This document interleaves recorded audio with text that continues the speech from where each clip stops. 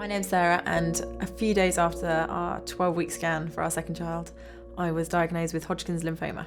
I think at 29 and healthy and just feeling quite young and fit, you don't really expect that sort of thing to happen to you. My first reaction was probably mainly just confusion, I guess, at what that meant for being pregnant and having this little baby growing inside me who was suddenly going to have to deal with all this as well.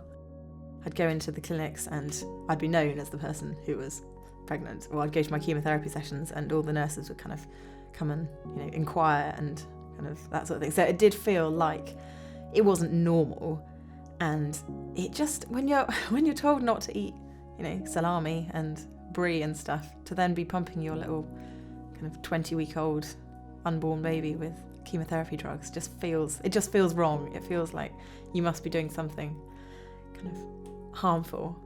So the chemo was on a 2-weekly cycle, so kind of the weeks in between, I was going to work the weeks in between, and I was feeling all right on those weeks, and then it would come around to the next Tuesday, I'd have to go in for it, and you'd kind of know that it would then wipe you out for a few days.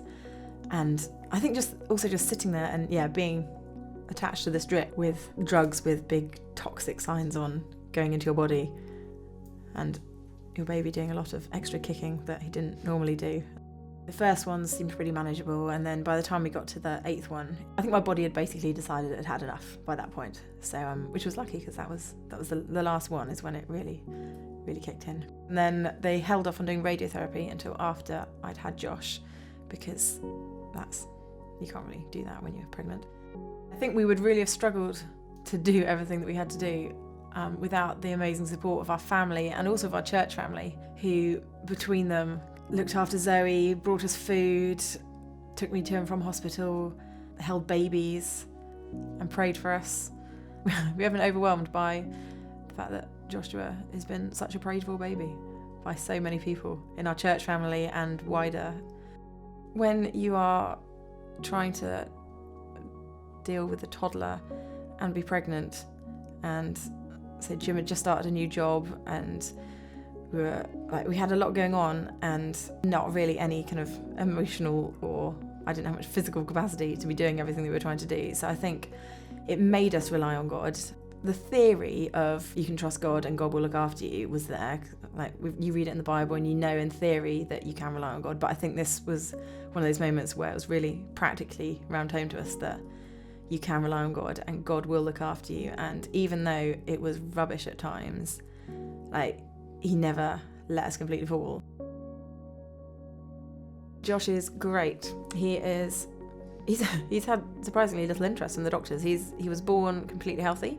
So they induced him a couple of weeks early, but apart from that, he was absolutely fine. It felt very emotional when he was born. I think I was expecting there to be something wrong with him at that point, even though the scans all seemed to show there was nothing wrong and there wasn't seem to be any effect. So I think I did expect there to be still something wrong.